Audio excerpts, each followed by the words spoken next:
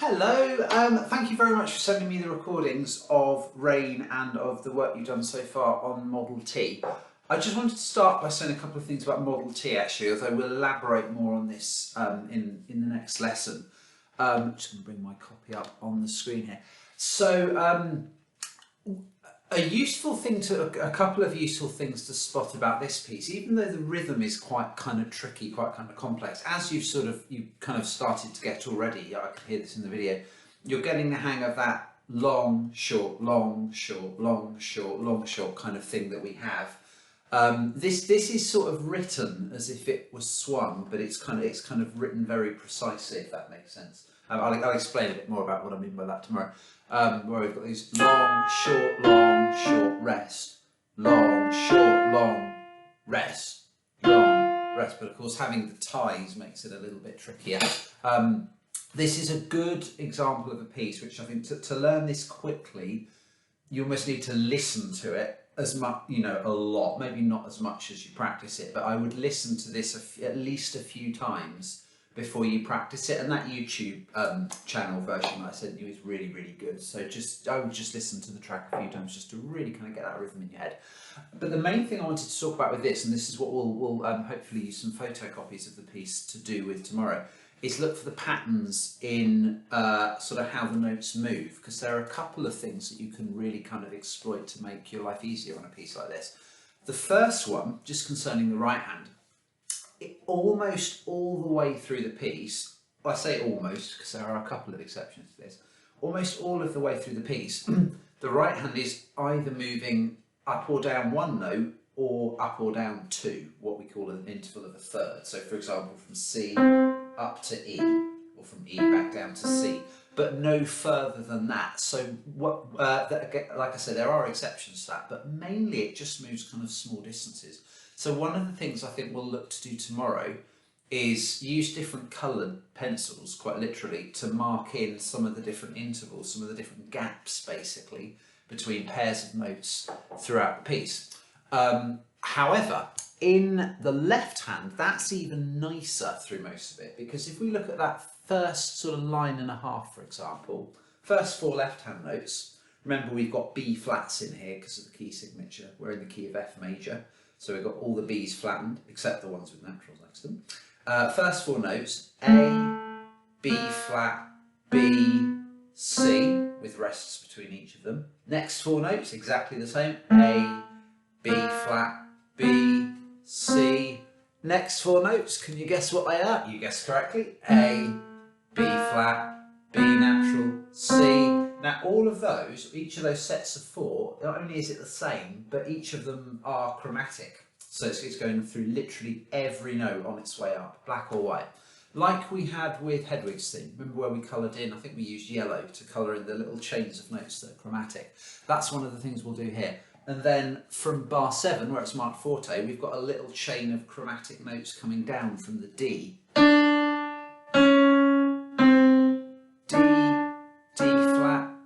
C, and then the left hand takes over the melody. Rest, rest, and so on and so on and so on and so on. And then for the next couple of lines, it's all kind of these bits aren't too hard to play hands together actually, because the right hand isn't playing at the same time as the left. And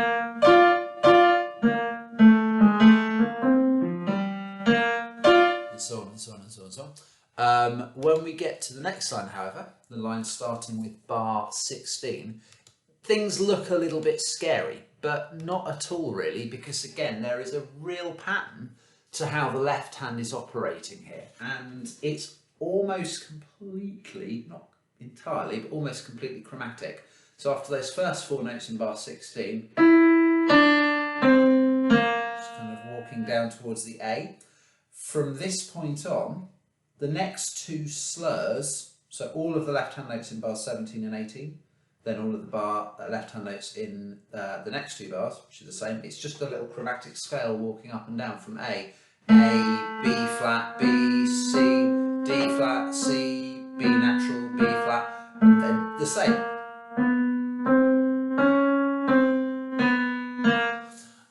And fingering is really, really important there, because you want to kind of let your left hand sort of go into autopilot. We'll talk more about that in the next lesson. And then from bar 21, we've got exactly the same thing again.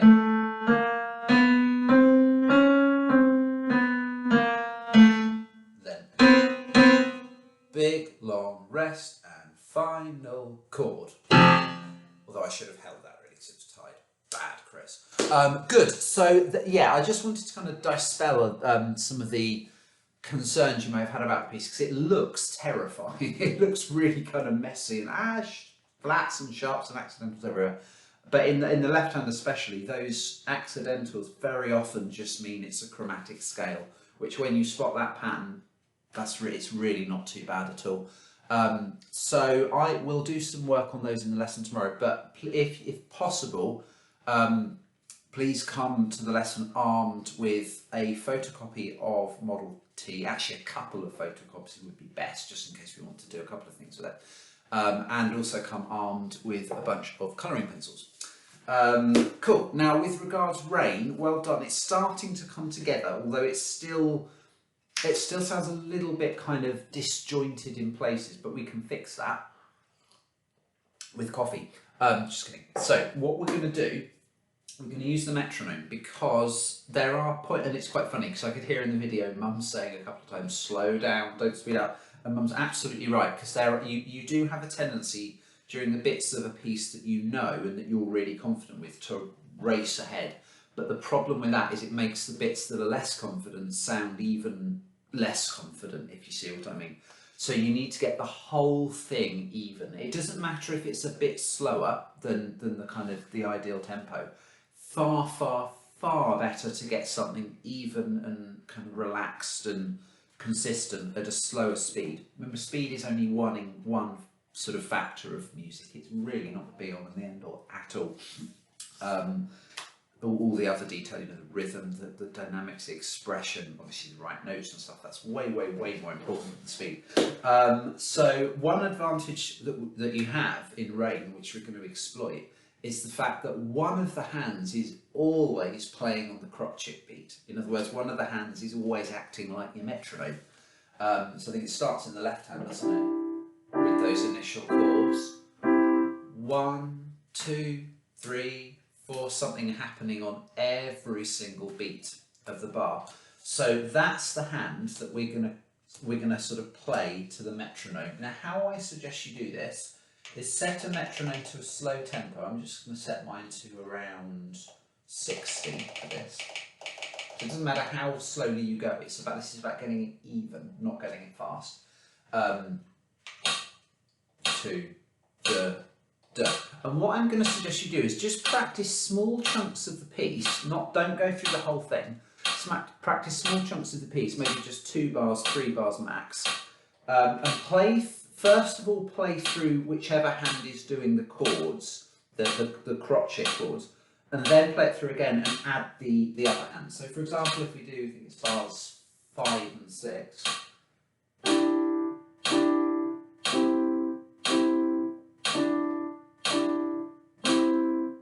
Okay, that's my practice with just the crotchet chord hand. So I'm going to add in the other hand.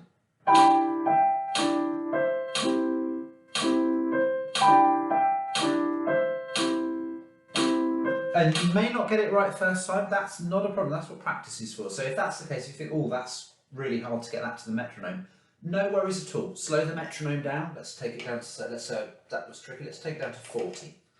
So chords first.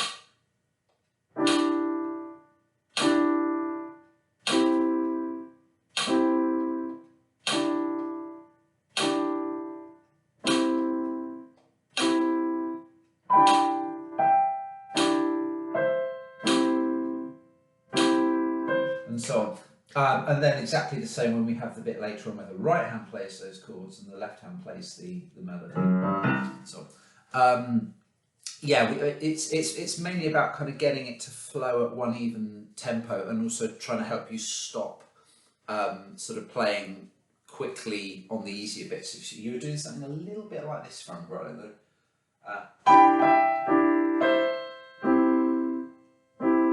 a massive exaggeration. It was nowhere near that extreme, but there were parts of the bar which were faster than others. What you have got right, which is, I mean, you've got loads right, but one thing that is really, really good, because this is so tricky, but you've done it, is you've really got the hang of where the left hand notes and the right hand notes come together and where they don't. So that's really good. That's more than half the battle. What we're doing now is kind of ironing it, just to get it all really even and sort of smooth. Yay, I came up with an analogy that's got nothing to do with food. It's incredible. Or a metaphor, I should say. Super. So yeah, just to recap, slow metronome practice just for small sections, and before you play through it hands together, just play through whichever of the hands is doing the crotchet chords, then add the other hand, and don't speed up for the easy bits. That's what we need to kind of get you out of. We want to have it at one speed rather than a mixture. Good stuff. I look forward to seeing you tomorrow with colouring pencils and photocopies and all the things. Have a lovely Friday. See you. Bye.